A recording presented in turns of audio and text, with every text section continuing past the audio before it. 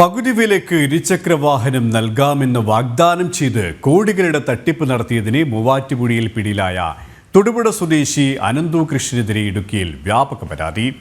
ജില്ലയിലെ വിവിധ സ്റ്റേഷനുകളിൽ നിരവധി വീട്ടമ്മമാരാണ് പരാതി നൽകിയിരിക്കുന്നത്. സീഡ് എന്ന പേരിൽ സൊസൈറ്റി രൂപീകരിച്ചാണ് അനന്തു തട്ടിപ്പ് നടത്തിയിരുന്നത്.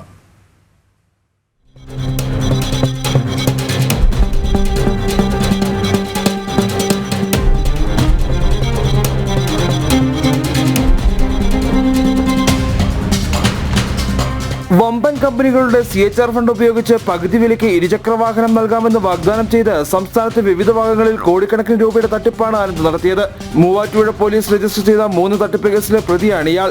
ഈ പരാതിയിന്മേലാണ് കഴിഞ്ഞ ദിവസം അനന്തു കൃഷ്ണനെ മൂവാറ്റുപുഴ ഡിവൈഎസ്പിയുടെ നേതൃത്വത്തിലുള്ള സംഘം അറസ്റ്റ് ചെയ്തത്. ജില്ലകളിൽ വിവിധ ബ്ലോക്കുകളിലായി സീഡ് സൊസൈറ്റികൾ രൂപീകരിച്ചായിരുന്നു തട്ടിപ്പ്. സൊസൈറ്റി അംഗങ്ങളെ കൊണ്ട് ഇയാൾ രൂപീകരിച്ച കൺസൾട്ടൻസിയിലേക്ക് ഇരുചക്ര വാഹനം നൽകാമെന്ന് പറഞ്ഞ് പണം നിക്ഷേപിപ്പിക്കുകയായിരുന്നു. ഞങ്ങൾ നെടുങ്കണ്ടം ഗ്രാമപഞ്ചായത്തിൽ താമസിക്കുന്നവരാണ്. NGOയുടെ ആഭിമുഖ്യത്തിൽ സീഡ് സൊസൈറ്റിയുടെ ഇതിൽ സ്ത്രീകൾക്ക് 50% വിലക്കുറവിൽ സ്കൂട്ടി വിതരണം ചെയ്യുന്നതെന്ന് പറഞ്ഞുകൊണ്ട് ഒരു വർഷമായിട്ട് ഞങ്ങളുടെ കയ്യിൽ നിന്ന് 60,000 രൂപ വെച്ചിട്ട് മേടിച്ചിട്ട്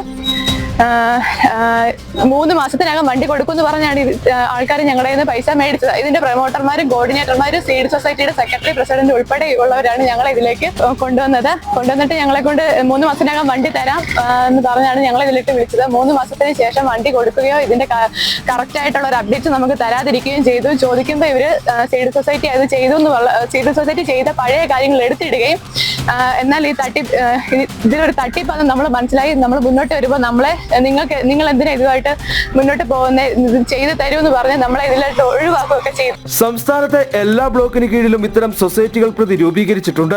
62 സീഡ് സൊസൈറ്റികൾ മുഖേന പണപ്പിരിവ് നടത്തി. ഇടുക്കിയിൽ നെടുങ്കണ്ടം പോലീസ് സ്റ്റേഷനിൽ മാത്രം 50-ലധികം പരാതികളാണ് ഇയാൾക്കെതിരെയുള്ളത്. മറ്റ് സ്റ്റേഷനുകളിലും പരാതി എത്തിത്തുടങ്ങിയിട്ടുണ്ട്.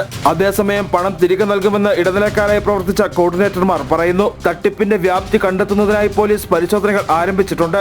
കോർഡിനേറ്റർമാരുടെ പക്കലുള്ള രേഖകളും പോലീസ് പിടിച്ചെടുത്തു തുടങ്ങി. വരും ദിവസങ്ങളിൽ കൂടുതൽ ആളുകൾ പരാതികളുമായി എത്തുമെന്നാണ് സൂചന. ജനം, ഇടുക്കി.